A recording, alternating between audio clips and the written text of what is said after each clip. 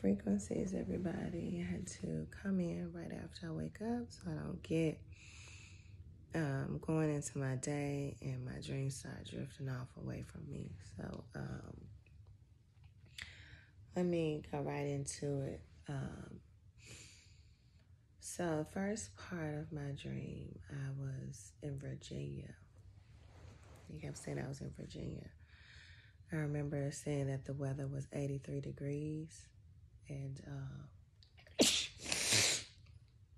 I was at the beach, got to go to the beach and enjoy the weather, but I was there with a group of other people, and we were leaving, and then I was on the phone talking to other people, asking about the weather at their locations. Excuse me. I just woke up. Every time I wake up, my allergies bother me. Sorry. I was asking about the weather in these other locations, and so we talked on the phone, and as I was leaving, I ran into my uncle there. My uncle picked me up. We got in his truck, and we started driving around. He had a red truck, and he wanted to take me around the city. Well, then the city ended up changing. It didn't look like it was Virginia anymore. It looked different. It looked very different. It looked like a small town, a very small town or place that we were. But in his truck, he was able to jump on top of other cars and jump down. It was very weird. But it was crazy because in the dream, I was looking for a smoke shop. And I was looking to get some DMT. I was in search for DMT in a dream. I kept calling people, and they was like, I know you can go, I know you can go, you can go here, you can go there, blah, blah, blah, blah, blah. All right, and then the dream jumps to me going to this house with the same group that I was in Virginia with. We had to make a stop.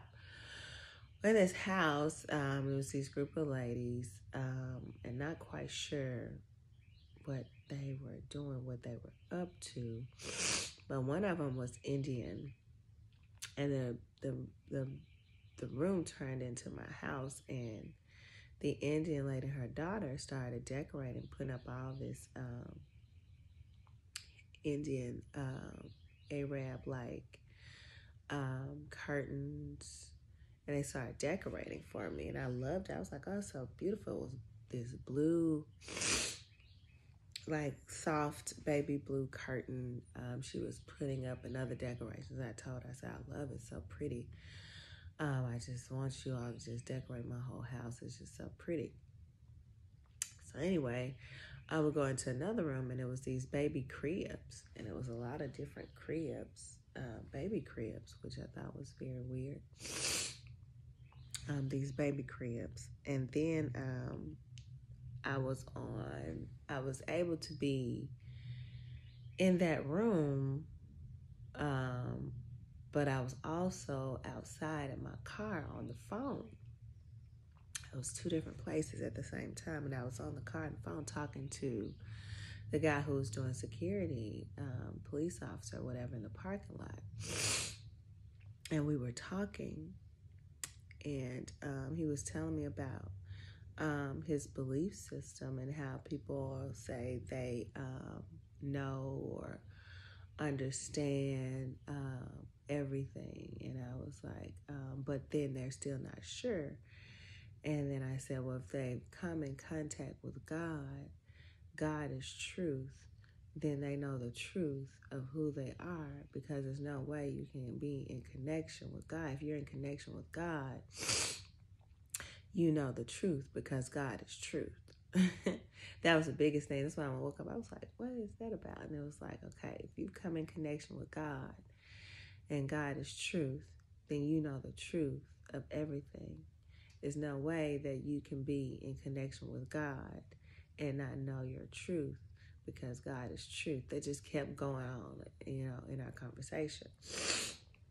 And while we were talking, I was looking at this device that I had, and I was seeing myself in this room, same room with the cribs, like I said before. And I was jumping around saying the same thing. If you know God, God is truth. And if you connected with God, then you know the truth because God is truth. And I was jumping around saying that, which I thought was quite weird. But that's going to be my meditation for today. So I have my eyes closed because when my eyes are closed, I'm able to go back into the dream state fairly easily, especially after waking up. I'm able to see. And we were heading back out of where I was, possibly Virginia, what it said, where it was 83 degrees, 11, 2. My gas tank was full. I had filled my tank up, but the other, I was like, have you all filled the tank up? And I was like, no. It's like, oh, now we got to wait for you all, to go and fill your tank up. That's something we need to do so we can go ahead and leave. It was another part of the dream that I'm recalling where it was like my significant other or someone, but he was changing the dynamic of his house to accommodate.